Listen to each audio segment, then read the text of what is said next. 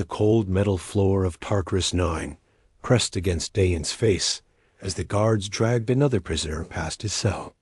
The screams echoed through the orbital station, a sound so common that most inmates no longer even flinched. But Dayan listened to every scream, remembered every face. 3 generations of humans had lived under the Dominion's boot, and he swore would not be 4. Captain Dayan had been many things before the Resistance. A father, a soldier in Earth's final defense fleet, a man who believed that surrender might save his daughter's life. He had been wrong about that last part. The Dominion killed her anyway, along with millions of others who resisted the occupation. Now he was just a prisoner with a number tattooed on his neck and a burning hatred that kept him alive through the daily torture sessions. The cell door opened with a hiss. Dayan tensed, expecting guards, but instead saw a thin man with nervous eyes slip inside.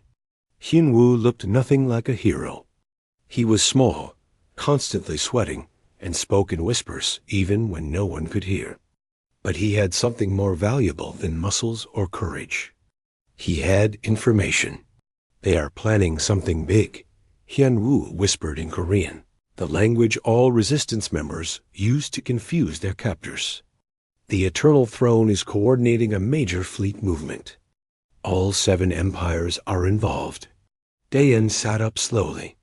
The Eternal Throne was the Dominion's greatest advantage, an artificial intelligence that controlled their vast military across thousands of star systems.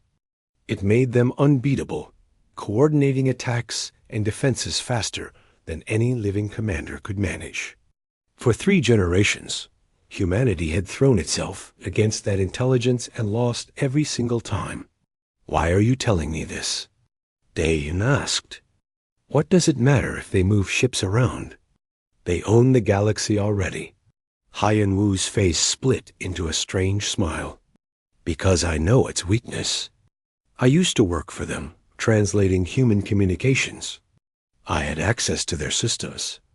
The Eternal Throne is old, Captain. Ancient. It was built by a species that died out 10,000 years ago. None of the current Dominion races truly understand how it works. They just use it." Dayan felt something stir in his chest, something he had not felt in years. Hope was a dangerous thing in a place like Tartarus 9, but he could not stop it from spreading through him like fire. "Can we destroy it?" he asked. "Better," Hyun-woo replied. "We can turn it against them." Across the solar system on Mars, Minji wiped the sweat from her forehead and stared at the weapon she had just finished. The underground factory hummed with activity around her, hundreds of enslaved humans building guns and bombs for their masters. But this weapon would never reach Dominion hands. This one was hers. She had spent 2 years designing it in secret, stealing components piece by piece, hiding her work among the endless production quotas. It looked like a simple rifle, but its power signature had been completely altered. Dominion shields were programmed to stop certain energy types. This weapon used a frequency they had never bothered to defend against because no enslaved species had the technology to generate it. They were arrogant. They thought themselves, too, superior to worry about innovation from slaves. Minji was about to prove them wrong. A hand touched her shoulder, and she jumped, nearly dropping the weapon. But it was just Taiyang, the young hacker who worked 3 stations down from her. Despite being only 19 years old, he could break into Dominion systems like they were children's toys. "Did you hear?" Taiyang asked excitedly. Dayan sent a message. "He is calling a council. Every resistance cell in human space." Minji's eyes widened. A full council had not been called in over a decade. The last one ended in disaster when Dominion agents infiltrated the meeting and killed half the resistance leadership. Calling another one was incredibly dangerous. "When?" she asked. 2 weeks. Hidden station in the asteroid belt. "Can you be there?" Minji looked down at her weapon, then back at Taiyang. "Yes, and I am bringing this." The message spread through hidden channels and secret codes. Old smuggler routes. Encrypted broadcasts hidden inside commercial traffic. Whispers in slave barracks. Everywhere humans lived under Dominion control, they heard the call. Dayan was gathering the resistance. Ora received the message while flying a supply run between Jupiter's moons. She was officially a cargo pilot, hauling Dominion supplies from one military base to another. Unofficially, she was the best combat pilot humanity had left alive. She had learned to fly during the last free days of Earth, back when humans still controlled their own skies. Now she flew slave routes and dreamed of dogfights. Her hands tightened on the controls as she read the coded message. A council. A real chance to fight back. She thought of her family, killed during the initial invasion when Dominion ships glassed entire cities just to prove their power. She thought of the billions of humans living in chains, working in mines and factories, dying young from exhaustion and abuse. "This is Bora," she transmitted on the resistance channel. "I will be there, and I am bringing my squadron." The council met in an abandoned mining station deep in the asteroid belt, far from Dominion patrols. 50 representatives came, risking everything to be there. They represented every human colony, every resistance cell, every fragment of hope that still existed in enslaved humanity. Daeun stood before them, looking older than his 40 years. Scars covered his arms and face, souvenirs from countless interrogations. But his eyes burned with purpose. "We have lived as slaves for 70 years, he said, his voice carrying through the silent chamber. "Our grandparents fought and died. Our parents fought and died. We have fought and died. And still we remain in chains." Murmurs of agreement rippled through the crowd. "But I stand before you today with something new. Not another desperate attack that will fail. Not another suicide mission. I bring you a real plan. A way to strike at all 7 empires at once. A way to end the Dominion forever." The room erupted in shouts. Some excited, some skeptical, all desperate to hear more. Hyen Wu stepped forward and explained the Eternal Throne's vulnerability. Minji displayed her weapon and its capabilities. Ora outlined how human pilots could use guerrilla tactics to overcome superior numbers. Taiyang showed his ability to infiltrate and corrupt Dominion networks. As the pieces came together, something changed in that room. The resistance fighters stopped seeing themselves as scattered cells fighting hopeless battles. They began to see themselves as an army, a force capable of bringing down empires. "We call it Operation Shattered Crown," Dayan announced. "We will strike everywhere at once. We will turn their greatest weapon against them.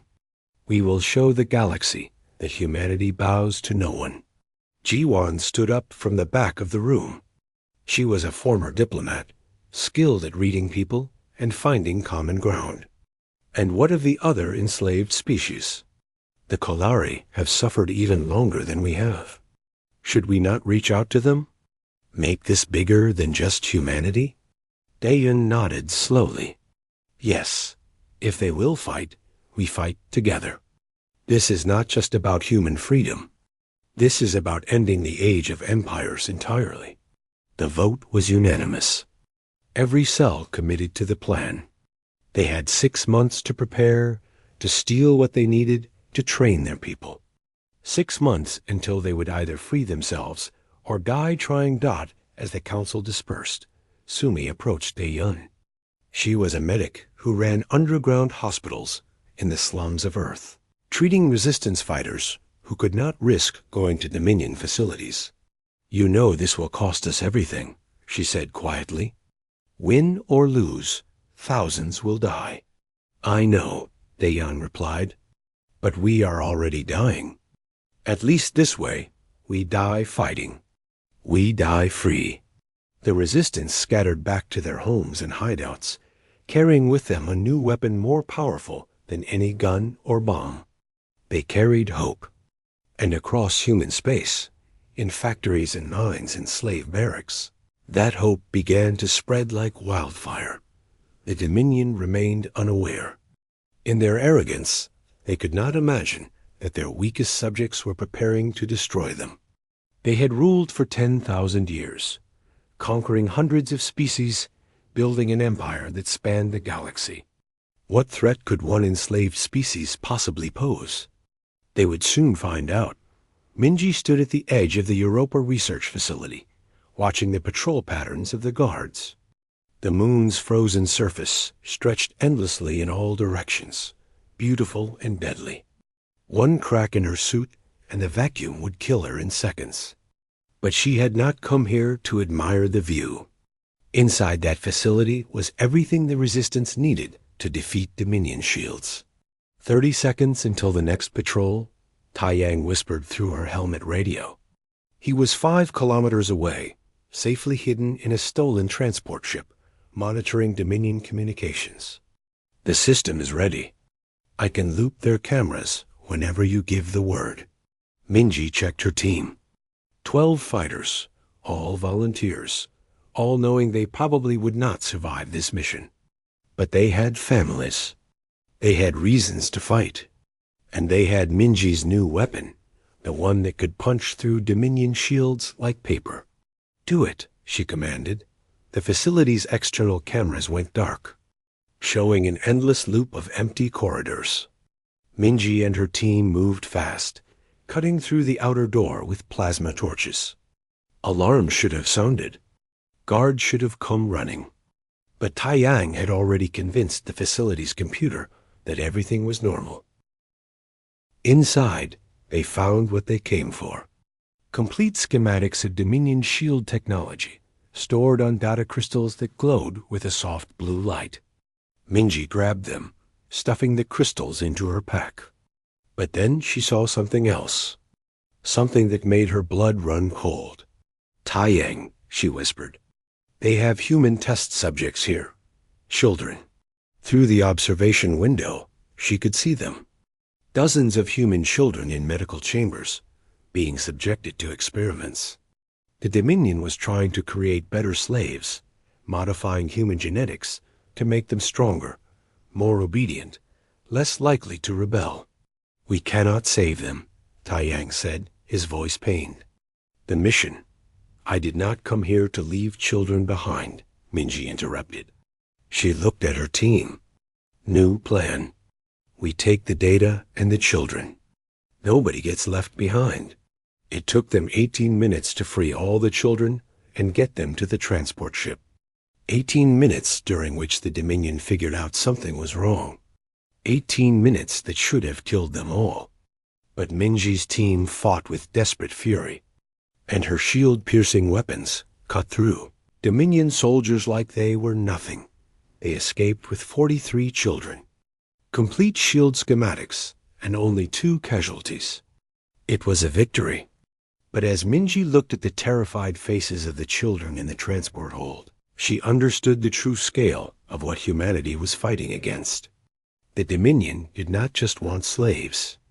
They wanted to erase what made humans human. Across the solar system, Bora was building an army in the most unlikely place. The Dominion had thousands of civilian transport ships, moving cargo between colonies. Most were piloted by humans because the empires considered flying beneath them.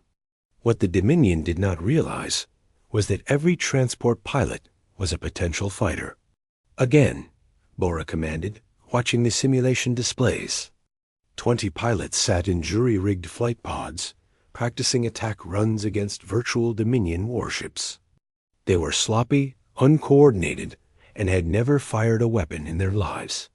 But they were learning. We cannot win against capital ships, one pilot protested. His name was Jun-Ho, and he had been flying supply runs for 15 years.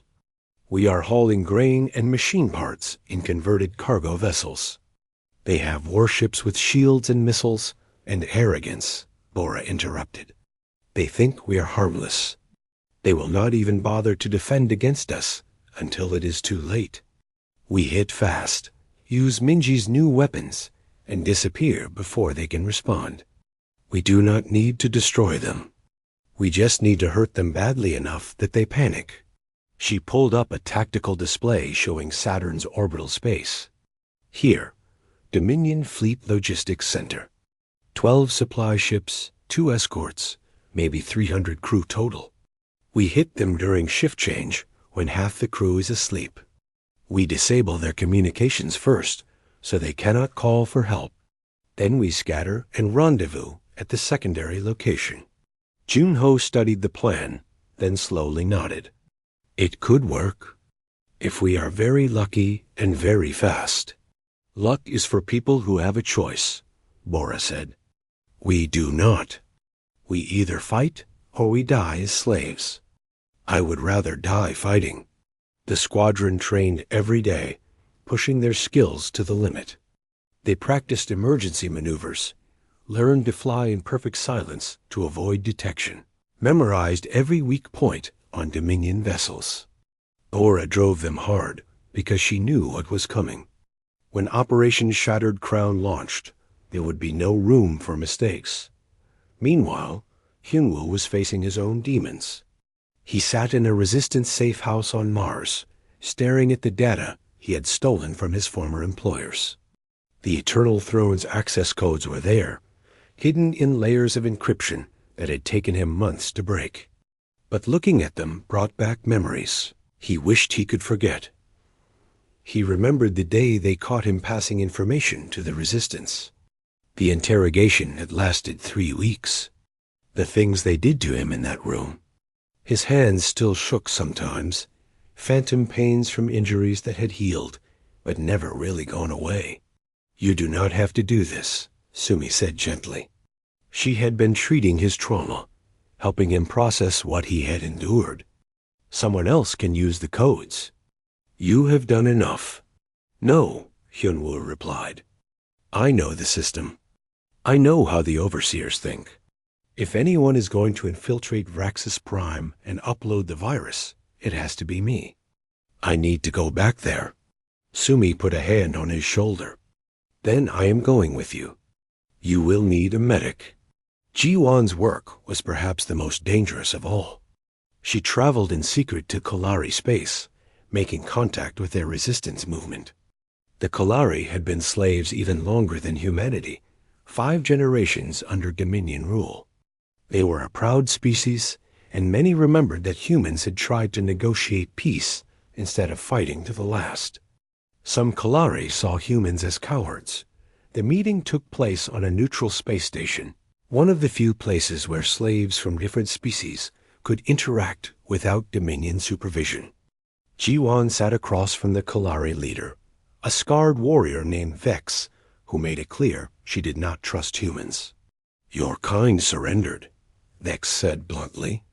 My kind fought until our world burned. Why should we trust you now? Because we learned, Ji-won replied calmly. We surrendered thinking it would save lives. It did not. The Dominion killed us anyway, just slower. Now we understand. There is no negotiating with empires. There is only freedom or death. She laid out the plan for Operation Shattered Crown, holding nothing back. The coordinated strikes. The virus that would turn the Eternal Throne against its masters. The chaos that would follow. Dex listened carefully, then leaned back. This plan is insane. It will probably fail. Most of us will die. Yes, Ji-won agreed. But some of us will live, and we will be free. Dex was quiet for a long moment, then extended her hand in the Kalari gesture of alliance. Then we fight together. When you strike, we strike. Let the empires burn. As the months passed, the pieces fell into place. Taiyang created the virus that would corrupt the Eternal Throne, a piece of code so elegant and vicious that even he was a little frightened of it.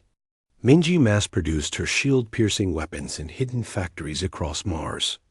Bora's squadron grew from 20 pilots to 200, then to 500.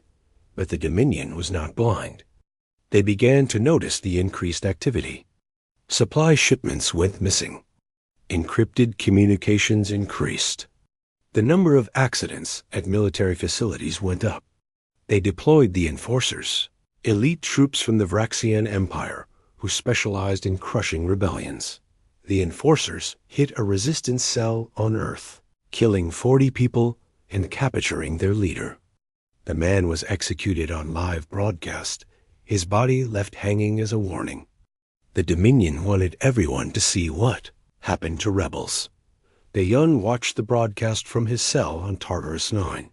He recognized the dead man. They had fought together during the last war, had both watched their world fall. And now he was gone, murdered for daring to hope.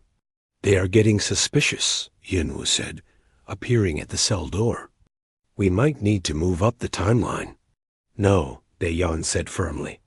"We move too early and we fail. We stay with the plan." 6 months was the timeline. "We have 2 months left. 2 months is a long time when the enforcers are hunting us."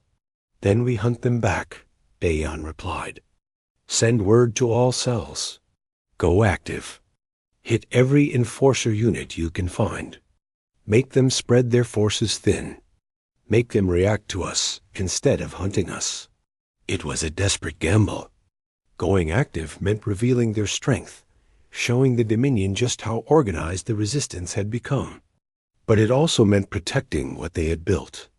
And it sent a message to every human watching. The resistance was not dead. It was growing. Across human space, resistance cells emerged from hiding. They ambushed enforcer patrols. They sabotaged military equipment. They hacked Dominion broadcasts and replaced them with messages of defiance. Each attack was small, but there were hundreds of them. The Dominion had to respond everywhere at once, stretching their forces to the breaking point. On Mars, Minji's factory was discovered. Dominion troops stormed the underground complex, expecting to find a few rebels with makeshift weapons. Instead, they found 2,000 armed humans with shield-piercing guns. The battle lasted 6 hours and ended with the Dominion troops in full retreat. Minji's factory became a fortress, and word spread. Humans could win.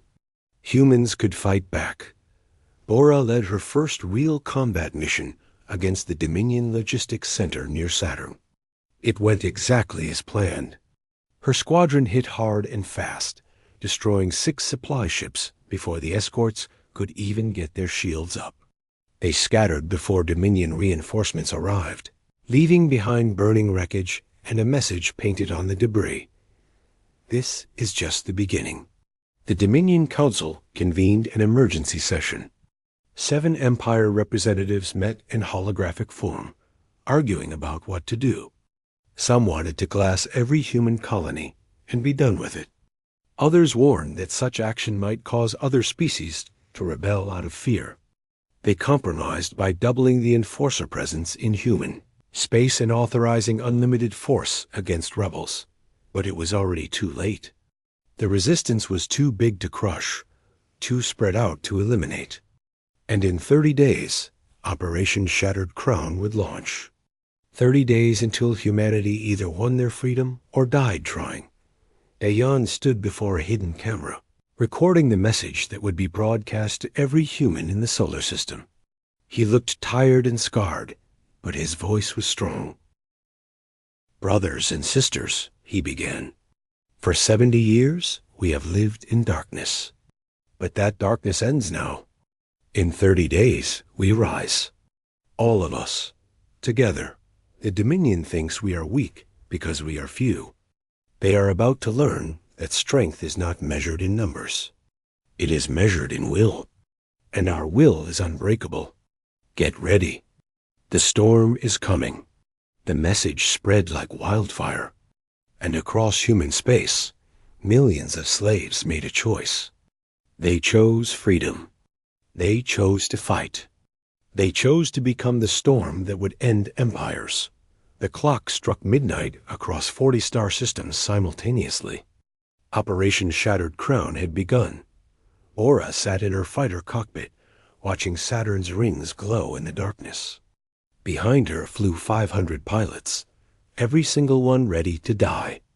They had painted their ships black to avoid detection, killed all unnecessary systems, drifted on momentum alone. The Dominion fleet ahead had no idea they were there. "All squadrons report ready," her second-in-command whispered over the radio. "Weapons armed. Shields down to avoid detection." "Good," Bora replied. "Remember the plan. Hit the command ship first. Kill their communications. Then scatter and regroup at Point Gamma. If anyone gets in trouble, do not be a hero. Get out and live to fight tomorrow." She checked her weapons one last time. Minji's shield-piercing guns were loaded and ready. The Dominion had grown fat and lazy after 70 years of total dominance.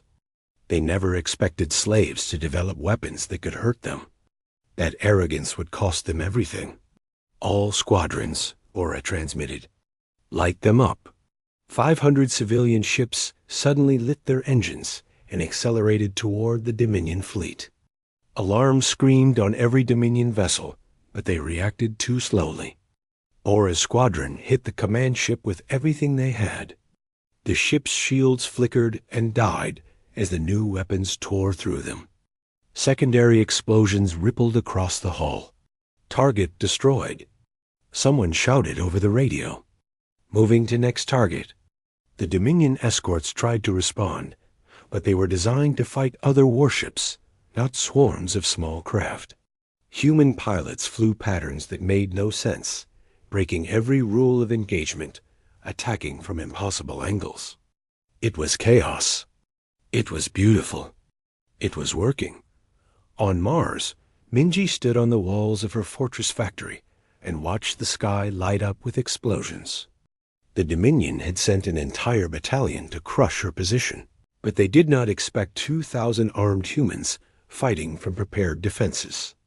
The battle was brutal and bloody.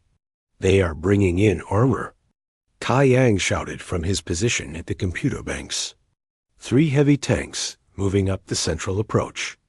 "Let them come," Minji replied calmly. She had prepared for this. The factory had been a mining facility originally, with massive industrial equipment meant for moving ore. She had repurposed that equipment into something else entirely. As the Dominion tanks rolled forward, Minji pressed a button. The ground beneath them exploded upward, launching the tanks into the air. They crashed down in smoking ruins, their crews dead or dying. The Dominion infantry froze, suddenly realizing they were not fighting disorganized rebels. They were fighting an army. "Press the attack," Minji commanded. "Drive them back." Her fighters surged forward, their shield-piercing weapons cutting through Dominion battle armor.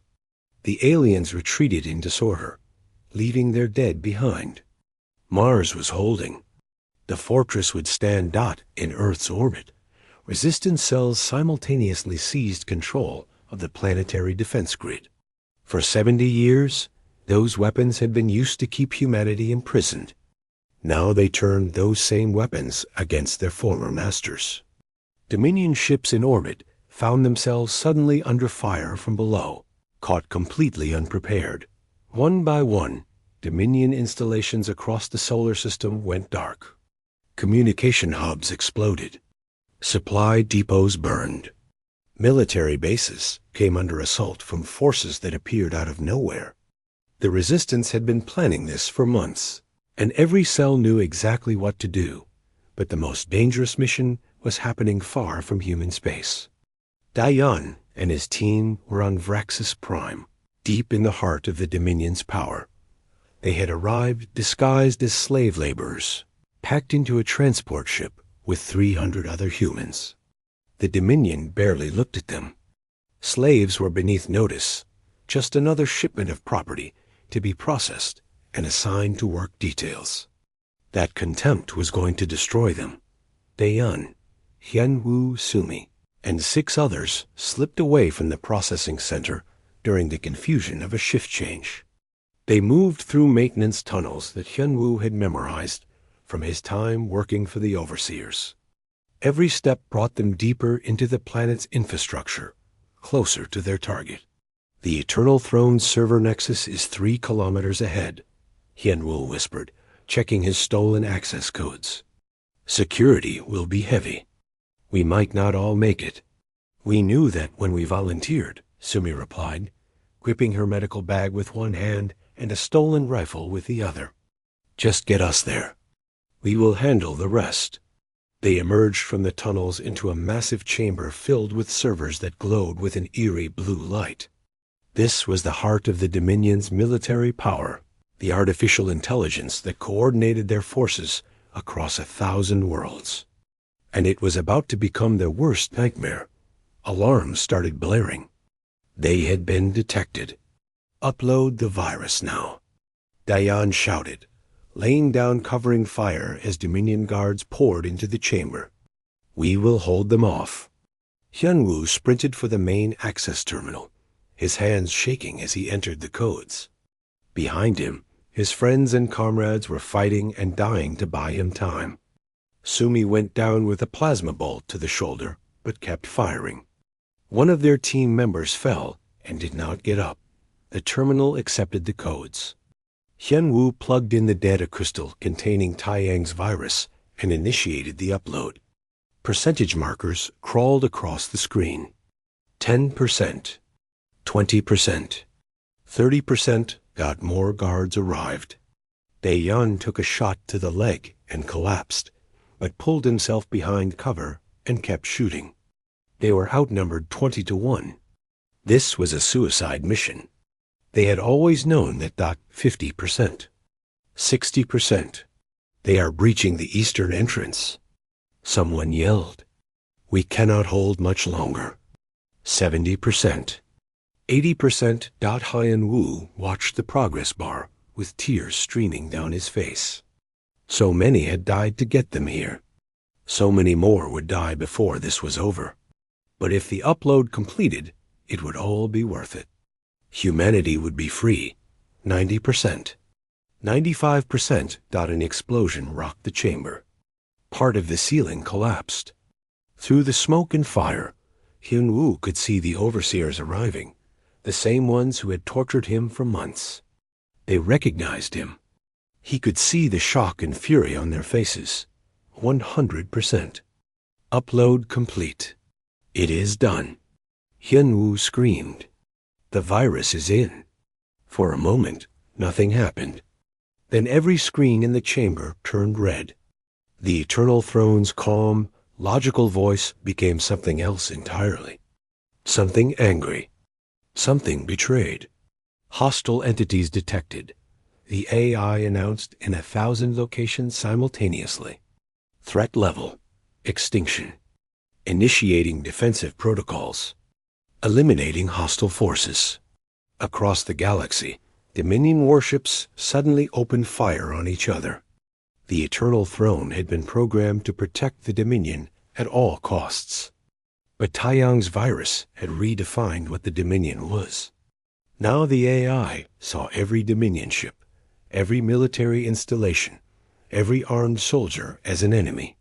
It was fulfilling its core programming by destroying everything it had been built to protect. On Vraxis Prime, the guards stopped advancing. Their weapons went dead, shut down by the very system they relied on. Security doors sealed themselves.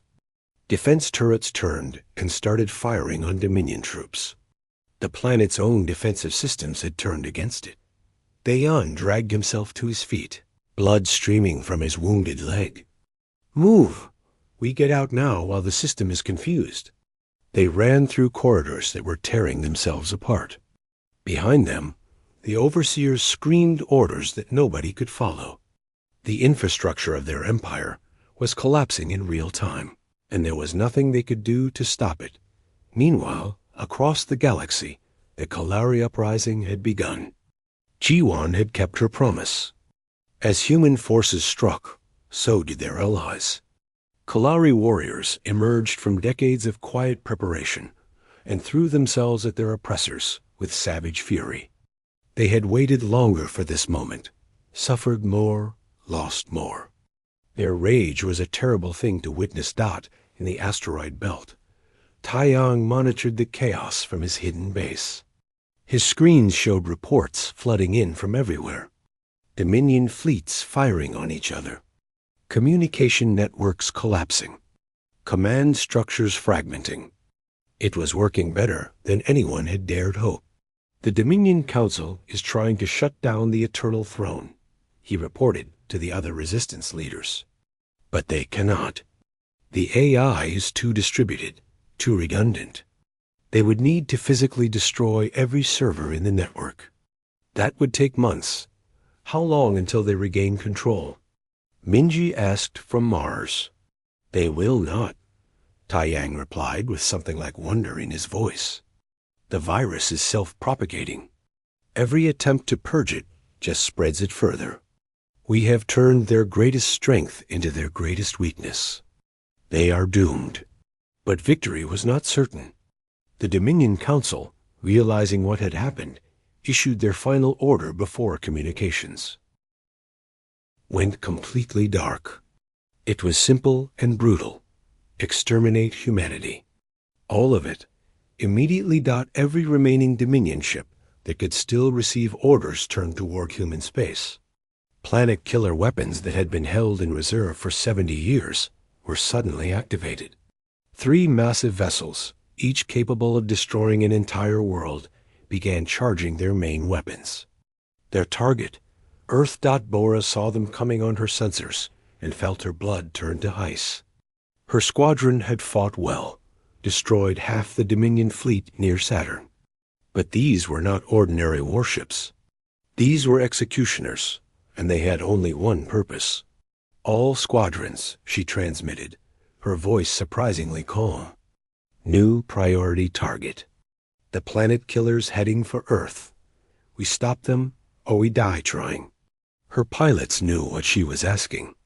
Those ships were heavily armored, heavily shielded, and each carried enough firepower to vaporize a moon. A few hundred civilian fighters would not be enough.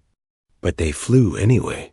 "For everyone we lost," Aura said quietly, "and everyone we will save." The squadron accelerated toward Earth, racing against time and death itself. Behind them, Dominion ships continued killing each other, their empire burning in the chaos they had created. Ahead, the planet killers charged their weapons, preparing to end humanity once and for all. Dayan's team fought their way off Raxus Prime, stealing a ship during the confusion. As they escaped orbit, Hyungwoo looked back at the planet below. Fires burned across its surface. The Eternal Throne was systematically destroying every military installation, every command center, every concentration of Dominion forces. The Empire's capital was tearing itself apart. "We did it," Sumi said, her shoulder wound bandaged but still bleeding. "We actually did it." "Not yet," Dayan replied grimly. "The war has just started, and the Dominion still has one move left. They are going to try to kill us all before they fall." He was right. Across the galaxy, other enslaved species were rising up, inspired by humanity's audacity. But the Dominion was not finished. They had ruled for 10,000 years, conquered hundreds of worlds. They would not go quietly into the night. The real battle was only beginning. And Earth had only hours before the planet killers fired. Bora pushed her fighter to its absolute limit, engines screaming as she raced toward Earth. Her sensors showed the 3 planet killer ships clearly now. Massive vessels that dwarfed anything else in space. They hung in orbit like executioners, their main weapons charging with enough energy to crack a world in half. 2 minutes until they fire, Taiyang reported from his monitoring station. His voice was tight with fear. "Bora, those ships have full shields and point defense systems. Your weapons might not be enough." "Then we use ourselves," Aura replied calmly. "All squadrons, listen carefully. We hit them with everything we have. Missiles, guns, everything. And if that is not enough, we ram them. We do not let those ships fire." Her pilots responded with grim determination. They had families on Earth, friends, loved ones, memories of a world that had been enslaved but never broken. They would not let it die. The planet killers detected the approaching fighters and activated their defenses. Point defense turrets opened fire, filling space with plasma and explosive rounds. Bora's squadron flew into that storm of death without hesitation. Ships exploded all around her. Pilots she had trained and fought beside vanishing in brilliant flashes of light. Concentrate fire on the lead ship, Bora commanded, her hands steady on the controls. Pour everything into their forward shield. 500 fighters became 400, then 300. The planet killer's shields flickered under the assault, but held. They were too strong, too well designed. Minji's shield-piercing weapons could hurt them, but not fast enough. 1 minute to firing, Taiyang reported. Bora, I know, she interrupted. She looked at her fuel gauge, her ammunition counter, the picture of her sister taped to her control panel. Her sister who had died when she was 7 years old, killed by Dominion bombs. All remaining squadrons follow my lead. We are going in. On Mars, Minji watched the battle through satellite feeds and felt helpless. Her fortress had held against the Dominion assault, but she was too far away to help Earth, too far to save her homeworld. She had created weapons that could pierce shields, but she had not created enough of them. There has to be something we can do, she said desperately to Taiyang. Some way to help them. Taiyang's fingers flew across his keyboard, searching for options. Then his eyes widened. The planet killers are controlled remotely. The Dominion does not trust AI to make the final decision about destroying worlds. They require direct authorization from command. So the Eternal Throne is corrupted. What if I can convince it that the planet killers are Dominion military assets? What if I can make it attack them? Minji grabbed his shoulder. Do it. Do it now. Taiyang's hands moved faster than she had ever seen, writing code in real time, exploiting vulnerabilities in the corrupted AI, feeding it data that would turn those massive weapons into targets. It was desperate and might not work, but it was their only chance dot in Earth's orbit. Bora's squadron closed to point-blank range with the planet killers. Only 60 fighters remained, but they flew with the fury of millions. They hammered the lead ship's shields with every weapon they had left. And when their weapons ran dry, they did exactly what Bora had promised. They rammed. Bora's fighter slammed into the planet killer's forward shield at maximum velocity. The impact killed her instantly, but her ship's reactor detonated, creating a massive explosion. Behind her, 59 other pilots did the same thing. 60 simultaneous impacts, 60 explosions, all focused on one point. The shield failed. Missiles from the remaining human forces poured through the gap, striking the planet killer's hull. Internal explosions rippled through the massive ship. Its weapon-charging sequence interrupted. Warning klaxons screamed as critical systems failed, but the other 2 planet killers were still active, still charging their weapons. And there were no more fighters left to stop them. 30 seconds, Taiyang whispered. Then his code executed. The Eternal Throne suddenly recognized the planet killers as hostile assets. Defense satellites that had been offline for decades suddenly activated, ancient weapons left over from humanity's last war.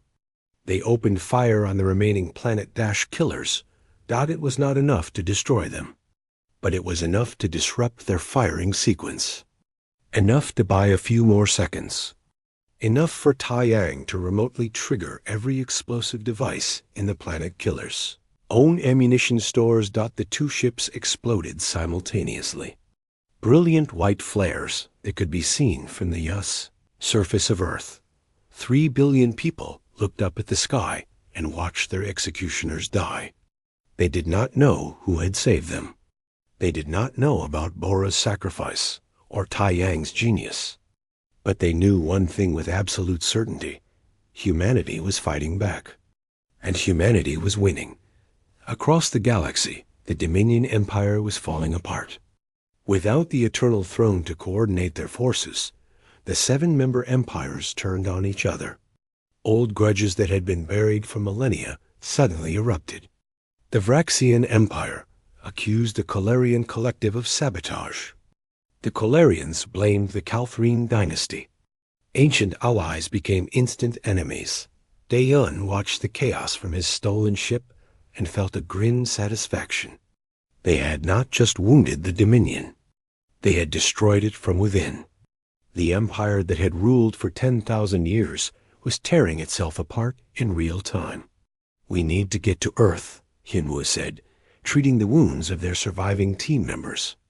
Half of them had died on Vraxis Prime. The others were injured but alive. The Dominion will send everything they have left at humanity. This is not over. "You are right," Daeun replied. "But we need to make sure every human knows what is happening. We need to coordinate the resistance into a real military force. We cannot just react anymore. We need to attack." Sumi nodded, her injured shoulder bandaged tightly. The Dominion still has the Void Armada, ancient ships they keep in reserve for emergencies. If they activate those, we are in serious trouble. As if in response to her words, Taiyang's voice crackled over their communications. "Daeun, I am picking up massive energy signatures from the Calthrine sector. The Dominion Council has activated the Void Armada. 50 dreadnoughts, each one capable of destroying multiple star systems. They are setting course for human space." The mood in the ship instantly darkened. The Void Armada was a nightmare made real. Ships so powerful that they had never been defeated in combat. Activating them was an admission that the Dominion was truly desperate. It was also a death sentence for anyone in their path. "How long until they reach us?" Daeun asked. 4 days, Taiyang replied. "Maybe 5 if we are lucky." "But Daeun, there is something else. The ships are old. Really old. They have not been used in over 2,000 years. Their power signatures are unstable." Daeun felt a spark of hope. "Unstable how?" "They are basically flying fusion reactors with weapons attached. If something went wrong with their containment systems, the chain reaction would be catastrophic." Minji's voice joined the conversation. "I might have an idea. A terrible, dangerous idea that will cost us a lot. But it might work." She explained her plan. Everyone listening fell silent as they realized what she was proposing. It was audacious. It was desperate. And it might be humanity's only chance. "Do it," Daeun said finally. "We have come too far to stop now." Minji began her preparations immediately. She needed the planet-killer weapons that Taiyang had destroyed, or at least their remains. She needed to reverse engineer the Dominion's most powerful weapons and turn them against the Void Armada. It should have been impossible. But Minji had spent her entire life building impossible things. Meanwhile, Jiwan was navigating a different kind of battle. The Kalari uprising had been successful, but now the Kalari wanted revenge. They wanted to hunt down every Dominion official, every soldier, every collaborator, and make them pay for generations of suffering. "If we do that, we are no better than they are," Jiwan argued during a tense meeting with Kalari leadership. "We need to be better than our oppressors. We need to show the galaxy that freedom means justice, not just switching who holds the whip." The Kalari leader Thex glared at her. "You speak of justice? Where was justice when they slaughtered my children? When they burned our sacred sites? When they turned us into slaves?" "I know," Jiwan said quietly. "I know the pain. Humanity suffered too. But this is our chance to build something new, something better. If we just replace one empire with another, if we answer genocide with genocide, then nothing changes. The cycle continues." Vex was quiet for a long time. Finally, she nodded. You are right. I hate that you are right. But you are. We will pursue justice through tribunals and courts, not through massacres. It was a small victory, but an important one. The galaxy was watching how the freed species behaved. If they chose revenge over justice, if they repeated the sins of their oppressors, then nothing would truly change. Back on Mars, Minji worked around the clock on her desperate plan. She had recovered fragments of the planet-killer weapons, studied their design, understood their terrible power. Now she needed to make them portable, remote-controlled, and able to trigger the Void Armada's unstable reactors. This will create a rift in space-time, she explained to Tai Yang as they worked. The explosion will be so massive that it will temporarily cut off our colonies from Earth. We might be isolated for years, maybe decades. Better isolated and free than connected and enslaved, Tai Yang replied. How many devices can you build? One, Minji said. One chance to destroy the entire Void Armada. If it fails, humanity dies. Dayan's ship finally reached Earth orbit. The planet below was scarred by decades of occupation, but it was still standing, still fighting. From space, he could see the resistance forces mobilizing, preparing for the Dominion's final assault. He broadcast on all channels, his face appearing on every screen across human space. Brothers and sisters, we have broken the Dominion's power. We have turned their greatest weapon against them. We have shown the galaxy that humanity bows to no one. But the fight is not over. The Void Armada comes for us, 50 ships carrying death and destruction. And we are going to destroy them all. He paused, letting his words sink in. In 4 days, we either win our freedom completely, or we die. There is no middle ground. No surrender. No mercy. We knew this day would come. We prepared for it. And now we will finish what we started.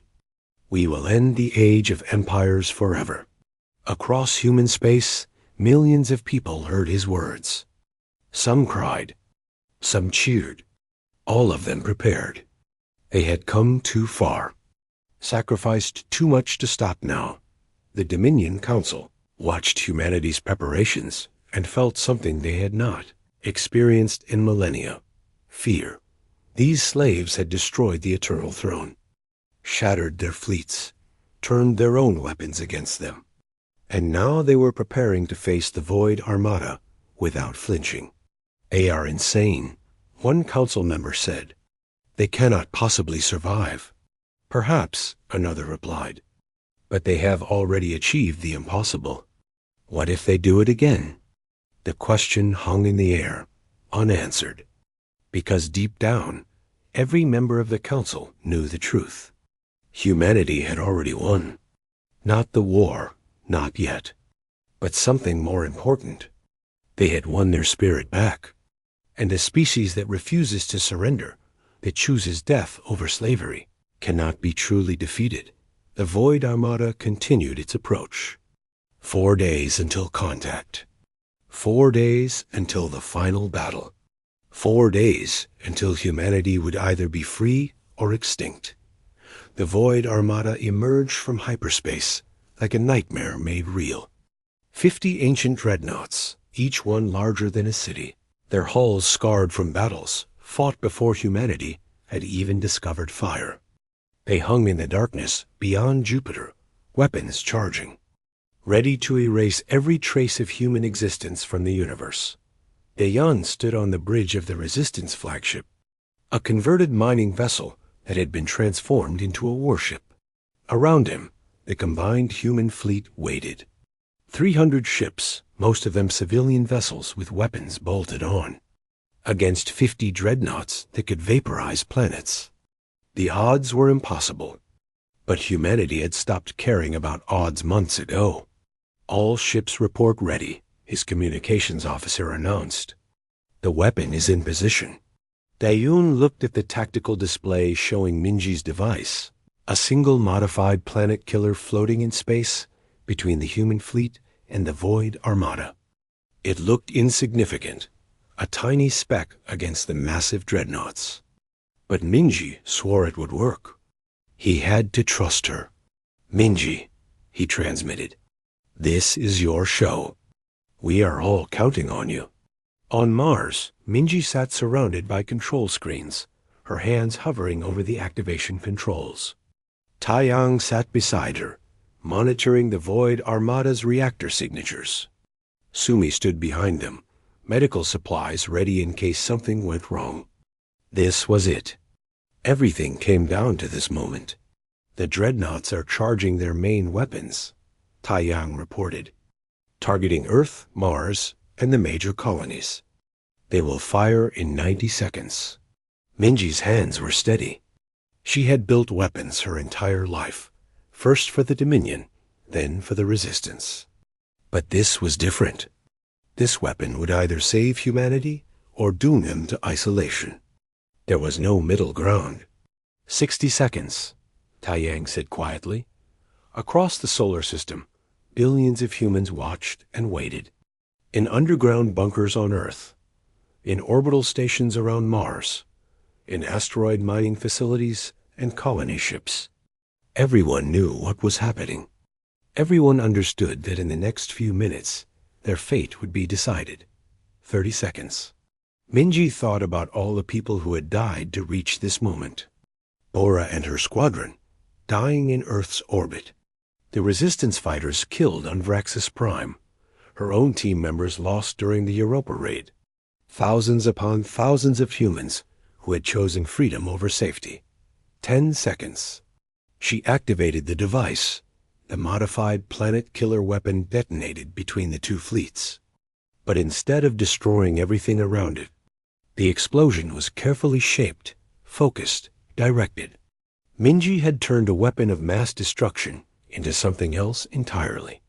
A resonance pulse that matched the exact frequency of the Void, Armada's unstable reactors. The effect was immediate and catastrophic. The nearest dreadnought's containment fields failed. Its fusion reactor went critical.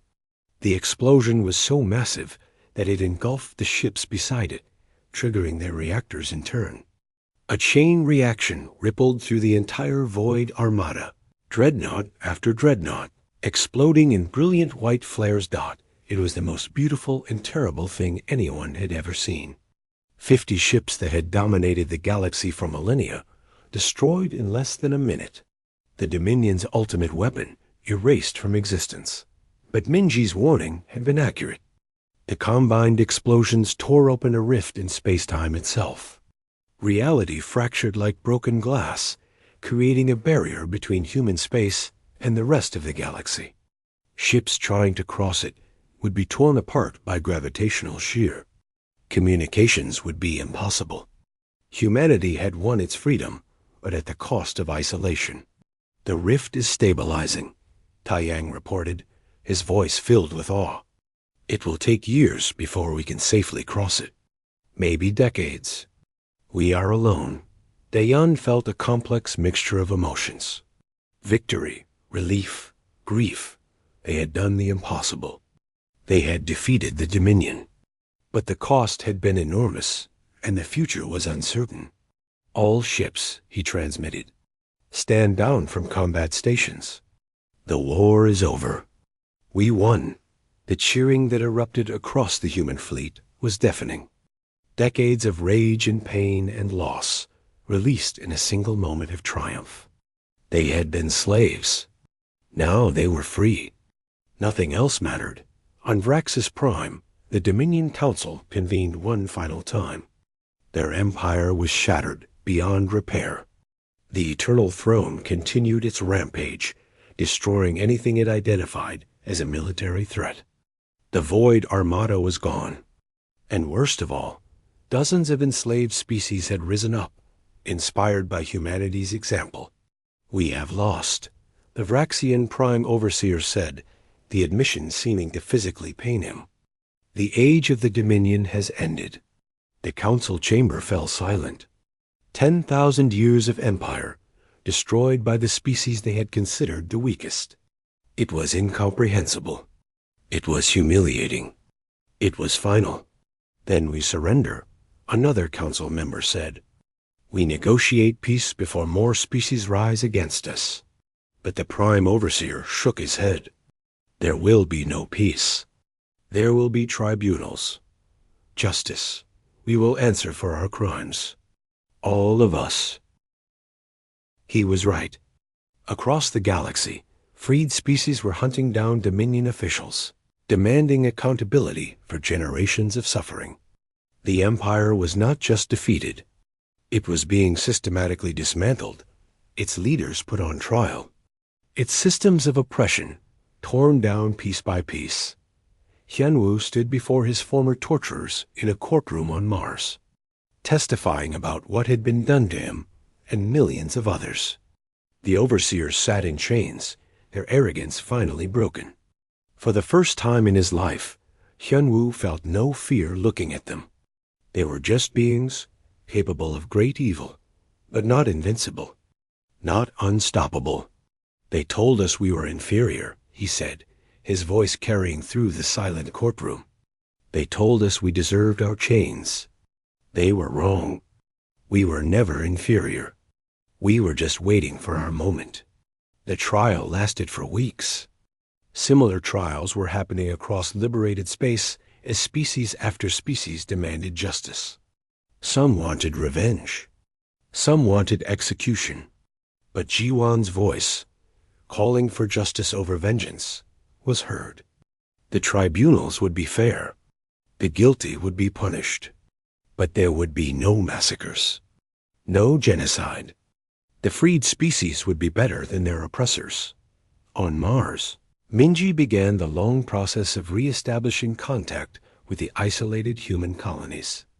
The rift she had created was slowly weakening, but it would take years before ships could safely cross it. In the meantime, each colony was on its own, forced to survive and thrive independently. Do you regret it? Taiyang asked her one night as they worked on communication relays. Creating the rift? Cutting us off from everyone? Minji was quiet for a long moment. No, we needed time to heal. Time to build something new without the Dominion looking over our shoulders. The isolation is temporary. Our freedom is permanent. Bora was honored across human space as the hero who saved Earth. Monuments were erected. Songs were written. Children learned her name in schools. But the person who missed her most was her squadron. The survivors who had watched her fly into death without hesitation.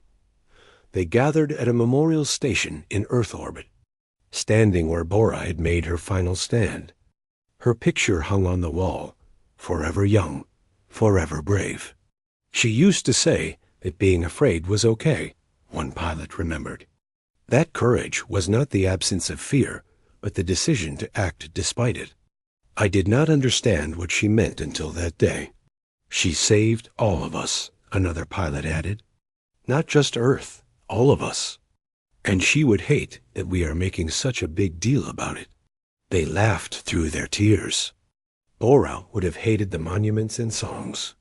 She had been a fighter pilot, practical and focused on the mission. But her sacrifice meant everything to the billions of people who lived because of it. Sumi established the first free hospital on Earth, a place where anyone could receive treatment, regardless of their species or history.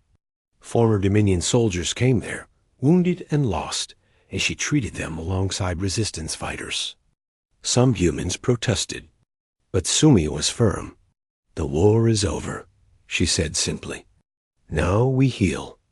All of us. 10 years passed.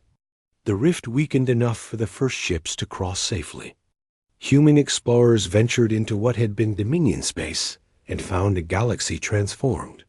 The old empires were gone, replaced by hundreds of independent systems. Some species had formed new alliances. Others remained isolated. But everywhere, the story of humanity's rebellion was remembered. They were the weakest species, the stories went. Enslaved for 3 generations. But they refused to accept their chains. They turned the Dominion's own weapons against them. They ended the age of empires. And they showed us all that freedom is not given. It is taken. Dayan, now older and carrying more scars than he could count, stood on a platform overlooking Earth. The planet was healing slowly, its scars fading as humanity rebuilt. He thought about all the people who had not lived to see this day. His daughter, Bora, the thousands of resistance fighters who had given everything. Was it worth it? Someone asked. It was Jiwan, now humanity's primary ambassador to the other free species. Yes, Dayan replied without hesitation. Every sacrifice, every loss, every tear. Freedom is always worth the price. The other species want to form a council, Jiwan said. A voluntary alliance to prevent new empires from rising. They want humanity to be part of it. Dayan smiled. Good, we have experience fighting empires. We can help make sure they never rise again. Minji's factories, once used to build weapons, now produce tools and medicine and ships for exploration. She had become one of humanity's leading engineers, designing technology that pushed the boundaries of what was possible. But sometimes, late at night, she still thought about the war, about the choices she had made, about the weapon that had saved them but cut them off from the galaxy. Do you think we will ever truly recover? Tai Yang asked her. He had become Earth's head of information technology, managing the networks that kept humanity connected. I do not know, Minji admitted. We carry our scars, but we also carry our strength. We survived the impossible. We can survive anything. Hyun Woo had found an unexpected calling after the war. He helped former collaborators, humans who had worked for the Dominion, find forgiveness and purpose. Many were hated, shunned by their own people. But Hyun Woo understood that survival sometimes meant making terrible choices. You did what you had to do to live, he told them. Now do what you have to do to heal. Our species needs everyone, even those who made mistakes. The galaxy continued to change. New governments formed. Trade routes opened. Species that had been enemies for millennia learned to cooperate. And through it all, humanity was there, not as conquerors or rulers, but as equals. As friends. As proof that freedom, once won, could never be taken away. 20 years after the war, a new generation of humans looked at the stars with wonder instead of fear. They did not remember slavery. They only knew freedom. Their parents and grandparents had given them that gift, bought with blood and sacrifice and unbreakable will. On the anniversary of Operation Shattered Crown, ceremonies were held across human space. Veterans gathered to remember fallen comrades. Children learned about the resistance. Everyone took a moment to reflect on what had been achieved. Dayan stood at the main memorial on Earth, surrounded by the surviving resistance leaders. Minji was there. Hyunwoo, Sumi, Jiwan, Tai Yang. They looked older now, carrying the weight of years and memories. But their eyes still burned with the same fire that had driven them to fight against impossible odds. We changed the galaxy, Dayan said quietly. We ended an empire that had stood for 10,000 years. We freed billions. And we did it because we refused to accept that might makes right. We proved that determination and courage matter more than weapons or ships. What do you think the future holds? Minji asked. Dayan looked up at the stars, at the vast universe that was now open to humanity. I think we will make mistakes. We will struggle. We will face new challenges. But we will face them as free people. And that makes all the difference. The memorial ceremony concluded with a moment of silence. 3 billion people, remembering the day humanity came to end empires. Remembering the sacrifices that had made freedom possible. Remembering that slavery, no matter how powerful, could never truly break the human spirit, and in that silence, a promise was made. Not spoken, but felt by everyone present. Never again. Never again would humanity bow. Never again would they accept chains. Never again would they forget that freedom was not a gift, but a right, earned through courage and defended with determination.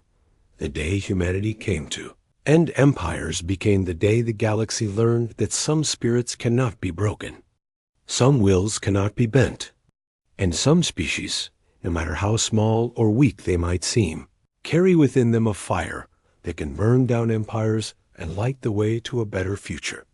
The age of tyranny had ended. The age of freedom had begun. And humanity, against all odds, had shown the galaxy how to walk from one into the other,